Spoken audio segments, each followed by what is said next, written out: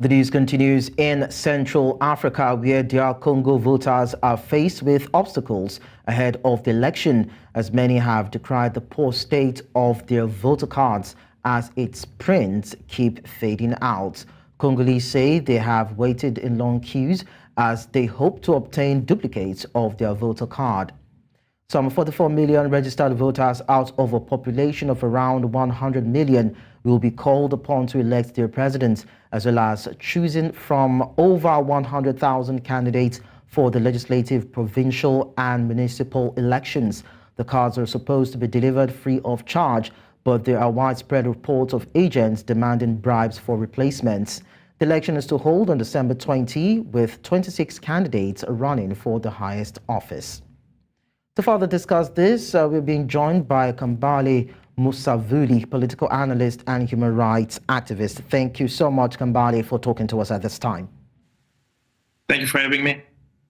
So there are questions as regards what will happen with the election that is coming up in DR Congo with the current situation of insecurity, ballot prints said to be fading, and officials said to be collecting bribe for replacements and all that. How feasible is it to achieve a free, fair, and credible election in the country on December 20? I mean, every indication right now shows us that in the next 10 days, there is not a possibility of having a free and fair election. I mean, Congo is a country the size of Western Europe. It's almost the size of West Africa, the ECOWAS. It's a huge country with 100 million people, with infrastructure that does not allow us to just organize an election in about 2 months. Right? So for the past 2 months, the Electoral Commission has been planning to send machines in different regions for the elections. But there are so many irregularities. You just pointed out in the introduction the issues where an elector gets his voter card, and within a few weeks to a month, the face disappears from the card.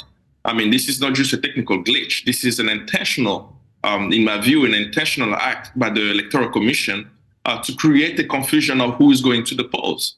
The opposition leaders have shared those concerns with the Electoral Commission, saying that with everything unfolding, logistics not being in locations, voter cards being fading the face of the voter, and not knowing clearly the voter rolls. Now we have a sense of about 40 million, but the full voter roll has not been provided. So we don't even know who's going to be voting, where people will be voting. With all these irregularities, one can predict that the election in 2023 will be similar to the elections that has taken place for the past 2 decades in the DRC.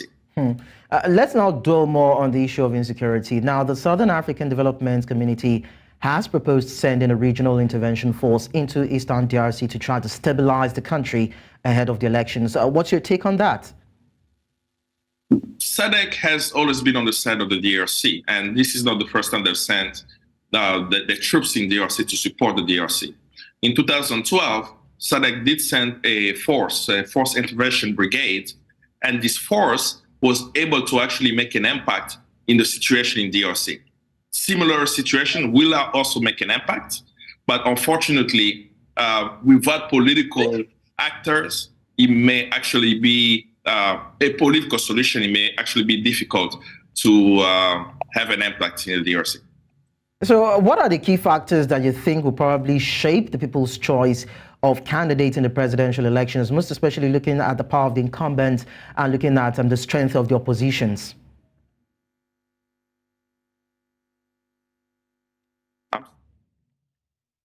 Hello, can you hear me?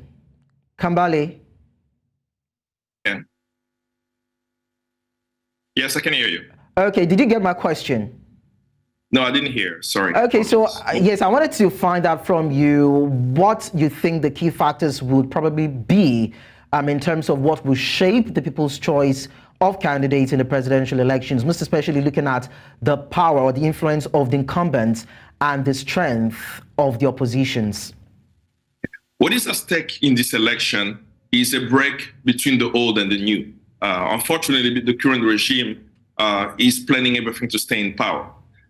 What will break really will be the will of the people. The Congolese people since 1960 have been trying to choose their leaders, and they face difficulties in this. We have 26 presidential candidates. About 2 women are on the ballot. And among those candidates, we have about 4 top contenders who left to share. They've actually been sharing already. Kambale Musavuli, thank you so much for your time. We'd love to engage you more, but I guess the network does not want us to make meat of your submission. But then we appreciate your presence on the news.